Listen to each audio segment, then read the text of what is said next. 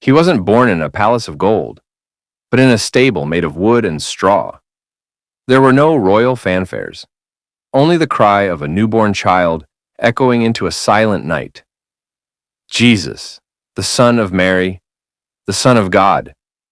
He walked the earth not with armies, but with compassion. He spoke not from a throne, but from the hillsides.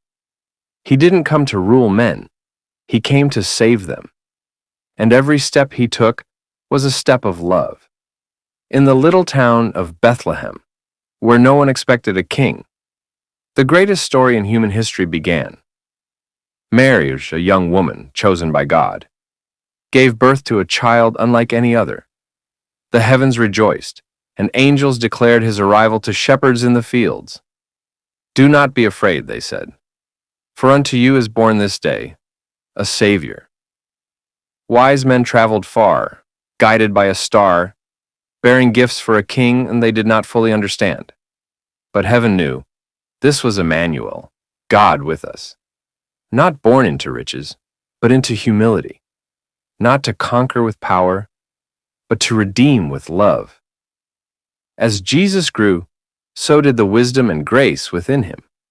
At age 12, he was already teaching in the temple, astounding scholars with his insight. But his true ministry began by the Jordan River, where he was baptized, and heaven opened above him. "This is my beloved Son," a voice thundered.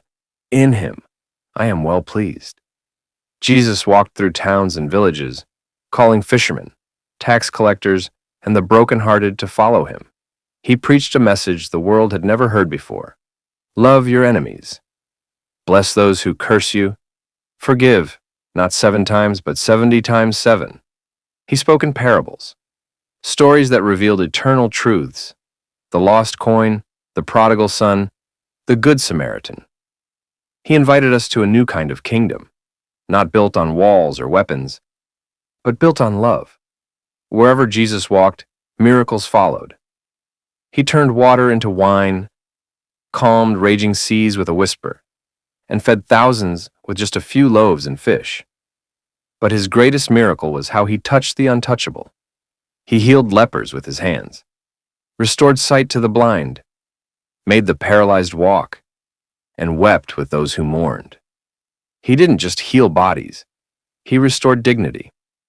To the woman caught in sin, he offered no stones, only grace.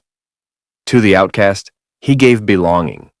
He was the voice for the voiceless, the hope for the hopeless, and the friend of sinners. But not everyone welcomed love. Religious leaders felt threatened. The powerful felt exposed. And one of his own, Judas, betrayed him with a kiss. He was arrested under the cover of darkness, beaten, mocked, and led before crowds who once praised him. They shouted, "Crucify him!" And Pilate, though unsure of his guilt, gave the command. A crown of thorns was pressed into his brow, nails driven into his hands, a wooden cross raised high, and there, on that hill called Golgotha, the Son of God hung between 2 criminals. Yet even in agony, he whispered the greatest words ever spoken. "Father, forgive them, for they know not what they do." The sky turned dark, the earth shook, and Jesus breathed his last. But this was not the end. 3 days passed. His followers mourned. The tomb was sealed.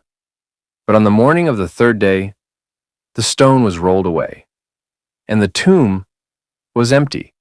He had risen. Death could not hold him. The grave could not keep him. He appeared to Mary in the garden, to the disciples behind locked doors, to hundreds, walking and teaching for 40 days, and before he ascended into heaven, he left one promise: "I am with you always, even to the end of the age." The story of Jesus is not just history. It is the heart of hope for all humanity. He didn't just live, he loved. He didn't just die, he rose. And today, he still calls out to each of us: walk with me, love like me, forgive as I forgave, serve as I served. This world still needs his love, his truth, his light. If this touched your heart, share it. Because someone else out there needs to hear that love is alive, and his name is Jesus. Please like the video and subscribe to the channel and press the bell icon and share it with those people who really need this.